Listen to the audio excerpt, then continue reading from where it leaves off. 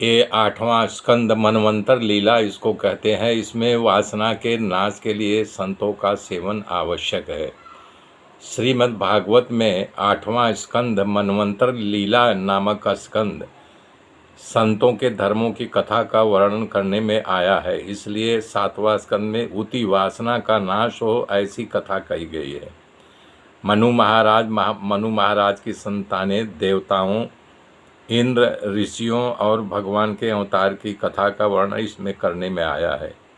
इसे मनवंतर की कथा कहते हैं। वैसे सभी पुराणों में मनवंतर की कथा का विस्तार से वर्णन किया गया है।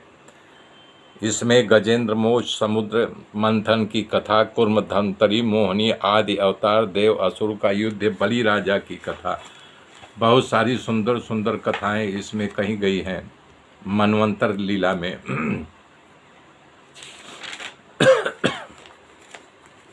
बता रहे हैं कि बलि राजा का दृढ़ संकल्प, बलि राजा और प्रभु का सूतल में प्रधान नाम, मत्स्यावतार की कथा का गान भी इसमें कहने आया है। ओम नमो भगवते वासुदेवाय। बता रहे हैं कि 8वें स्कंद में शुरुआत में राजा परीक्षित ने सुखदेव जी से प्रश्न किया, है गुरुदेव, आपके मुख से मैं स्वयं भी मनु के वंश विस्तार को सुना। इसी वंश में मरीचि आदि प्रजापतियों की वंश परंपरा चलित हो सुना। अब मुझे दूसरे मनवंतरों की कथा सुनूं, जिससे अद्भुत चरित्रों को किया हो, उसकी जो लीला हो उसे आप मुझे सुनाओ।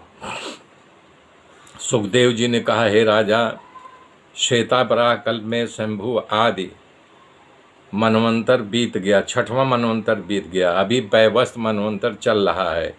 इसमें पहला मनवंतर की कथा मैं तुम्हारे सामने वर्णन किया। इसी मनवंतर में देवता आदि की उत्पत्ति हुई है। हे परीक्षित, स्वयंभू मनु महाराज की आगति नामक कन्या से श्री रुचि ऋषि ने विवाह किया था। उसके यहाँ यज्ञ पुरुष के रूप में साक्षात भगवान का जन्म हुआ था। इसी अवतार लीला का स्वयंभू मनु और महारानी सतरूपा के विस्तार से वर्णन किया। तपस्या करने वन में चले गए, वहाँ बलवान राक्षस उनका खजाने के लिए आए। तब भगवान अपने पुत्र याम नामक देवताओं को साथ लेकर वहाँ आए। राक्षसों का वध करके स्वयं इंद्र पद को स्वीकार किया था। हे राजर्षि, दूसरे मनु स्वरोचित हुए जो अग्नि नारायण के पुत्र थे। वो मनवंतर में वेदशिला नामक ऋषि के पत्नी त्रिषिता द्वारा भगवान नारायण विभु के नाम से अवतार लिया। वो आजीवन ब्रह्मचारी थे, ब्रह्मचारी व्रत का पालन किया था। ये तो 88,000 ऋषियों का जो पुराण में कहे जाते हैं, सब इन्हीं के शिष्य थे। इनके पास से दीक्षा लेकर अपने धर्म का पालन करते थे। फिर कह रहे हैं, प्रियव्रत राजा का पुत्र उत्तम तीसरा मनु हुआ, जो मनवंतर में धर्म की पत्नी सोनू ताना के गर्भ से भगवान सत्यसेन नाम का अवतार लिया। चौथा मनु का राज तामस था, जो प्रियव्रत राजा का पुत्र और तीसरे मनु राजा उत्तम का भाई था।